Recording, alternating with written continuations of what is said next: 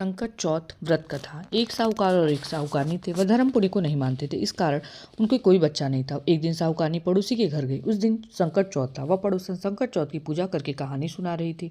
साहूकारनी ने पड़ोसन से पूछा, तुम क्या कर रही हो? तब पड़ोसन बोली कि आज चौथ का व्रत है, इसलिए कहानी सुना रही हूँ। तब साहूकारनी बोली, चौथ का व्रत करने से क्या होता है?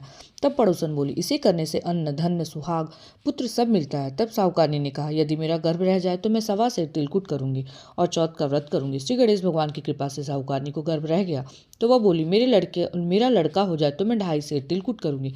कुछ दिन बाद उसको लड़का हो गया तो वह बोली कि हे चौथ भगवान, मेरे बेटे का विवाह हो जाए तो 5.25 सेर तिलकुट करूंगी। कुछ वर्षों बाद उसके बेटे का विवाह तय हो गया और उसका बेटा विवाह करने को चला गया, लेकिन उस साहूकारनी ने तिलकुट नहीं किया। इस कारण से चौथ देव क्रोधित हो गए और उन्होंने फिर से उसके बेटे को उठाकर पीपल के पेड़ पर बिठा दिया।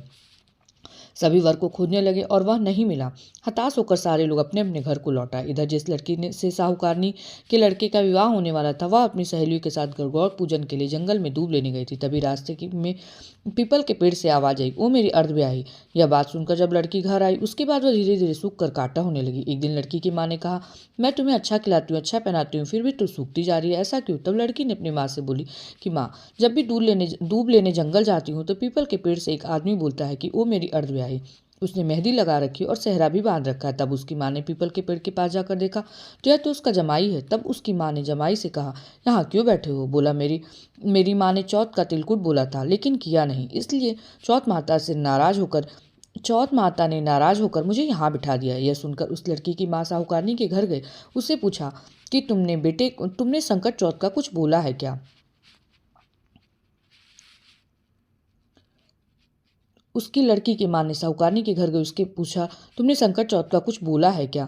तब साहूकारनी बोली, तिलकुट बोला था। उसके बाद साहूकारनी बोली, मेरा बेटा घर आ जाए तो 2.5 मन का तिलकुट करूंगी। इससे श्री गणेश भगवान प्रसन्न हो गए और उसके बेटे को फेरों में लाकर बिठा दिया। बेटे का विवाह धूमधाम से हो गया। जब साहूकारनी के बेटा बहू घर आए तब साहूकारनी ने 2.5 मन तिलकुट किया और बोली कि हे चौथ देव, आपके आशीर्वाद से मेरा बेटा बहू घर आए हैं, जिससे मैं हमेशा तिलकुट करके व्रत करूंगी। इसके बाद सारे नगरवासियों ने तिलकुट के साथ संकट व्रत करना आरंभ कर दिया। संकट चौथ जिस तरह साहूकारनी के बेटे से मिलवाया, वैसे ही हम सबको मिलवाना। इस कथा के कहने और सुनने वालों का भला होता है। बोलो गणपति बप्पा की जय। तो माघ के चौथ में हम तिल का लड्डू बनाते हैं, तिल और गुड़ का लड्डू बनाते हैं और गणेश जी को प्रसाद के रूप में चढ़ाते हैं। बोलो गणपति बप्पा की जय। जय हो गणेश जी महाराज।